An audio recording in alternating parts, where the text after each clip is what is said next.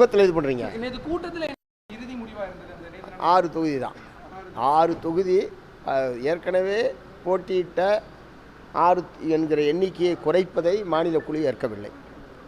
அதை நாங்கள் முதலமைச்சர்கிட்ட பேசி சுமூகமான முறையில் தீர்வு காணுவதற்கு முயற்சிப்போம்.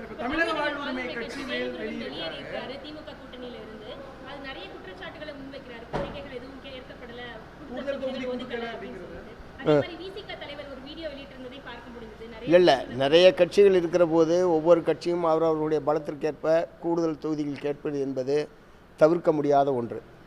நிச்சயமாக திராவிட முன்னேற்ற கழகம் ஒரு நீண்ட பாரம்பரியமும் இது போன்ற ஏராளமான தேர்தல்கள் பேச்சுவார்த்தையை சந்தித்திருக்கிற கட்சி என்கிற முறையில் இந்த தொகுதி உடன்பாட்டை சிறப்பாகவும் வெற்றிகரமாகவும் நிறைவு செய்யும் என்று நான் நம்புகிறேன்.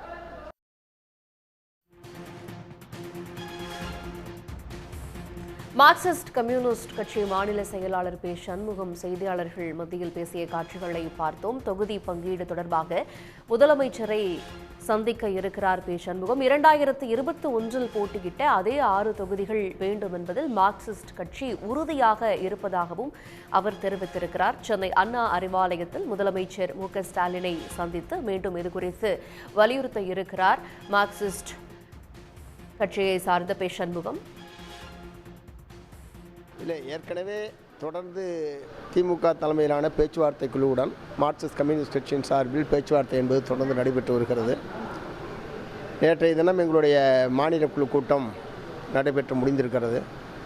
அதனைத் தொடர்ந்து இன்று மதியம் சரியாக 1 மணிக்கு மாண்புமிகு முதலமைச்சர் அவர்களுடன் பேசுவதற்கு அழைப்பு என்பது விடுக்கப்பட்டிருக்கிறது.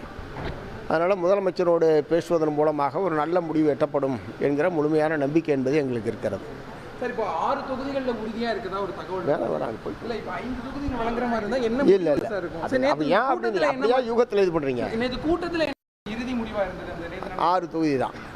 6 தொகுதி ஏற்கனவே போட்டியிட்ட 6 என்கிற எண்ணிக்கையை குறைப்பதை மாநில குழு ஏற்கவில்லை.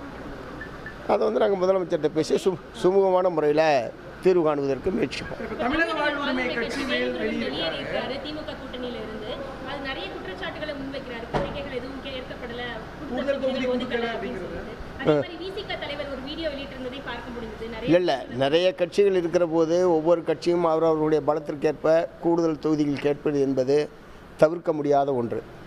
நிச்சயமாக திராவிட முன்னேற்ற கழகம் ஒரு நீண்ட பாரம்பரியமும் இது போன்ற ஏராளமான தேர்தல்கள் பேச்சுவார்த்தையை சந்தித்திருக்கிற கட்சி என்கிற முறையில் இந்த தொகுதி உடன்பாட்டை சிறப்பாகவும் வெற்றிகரமாகவும் நிறைவு செய்யும் என்று நான் நம்புகிறேன். உடனுக்குடன் செய்திகளை தெரிந்து கொள்ள சன் நியூஸ் பெல் ஐகானை கிளிக் பண்ணுங்க.